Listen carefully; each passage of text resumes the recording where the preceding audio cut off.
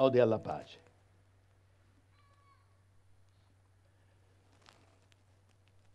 Sia pace per le aurore che verranno, pace per il ponte, pace per il vino, pace per le parole che mi frugano più dentro e che dal mio sangue risalgono legando terra e amori con l'antico canto.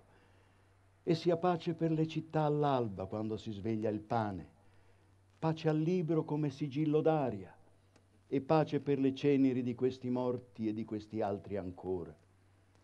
E sia pace sopra l'oscuro ferro di Brooklyn, al portalettere che entra di casa in casa come il giorno, pace per il regista che grida al megafono rivolto ai convolvoli, pace per la mia mano destra che brama soltanto scrivere il nome Rosario, pace per il boliviano segreto come pietra nel fondo di uno stagno, pace perché tu possa sposarti. E sia pace per tutte le segherie del Biobio, per il cuore lacerato della Spagna. Sia pace per il piccolo museo di Wuming dove la più dolce cosa è un cuscino con un cuore ricamato. Pace per il fornaio ed i suoi amori. Pace per la farina. Pace per tutto il grano che deve nascere. Pace per ogni amore che cerca schermi di foglie. Pace per tutti i vivi, per tutte le terre e le acque. Ed ora qui vi saluto.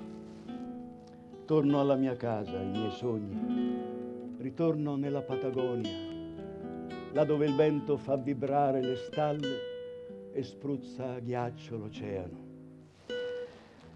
Non sono che un poeta e vi amo tutti e vago per il mondo che amo. Nella mia terra, nella mia patria i minatori conoscono le carceri e i soldati danno ordini ai giudici.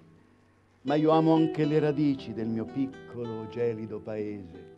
Se dovessi morire 1000 volte io là vorrei morire, se dovessi 1000 volte nascere io là vorrei nascere, vicino all'araucaria selvaggia, al forte vento che soffia da sud. Nessuno pensi a me, pensiamo a tutta la terra battendo dolcemente le nocche sulla tavola. Io non voglio che il sangue torni ad inzuppare il pane, i legumi, la musica, e voglio che escano con me la ragazza, il marinaio, il minatore, l'avvocato, il fabbricante di bambole, e che escano a bere con me il vino più rosso.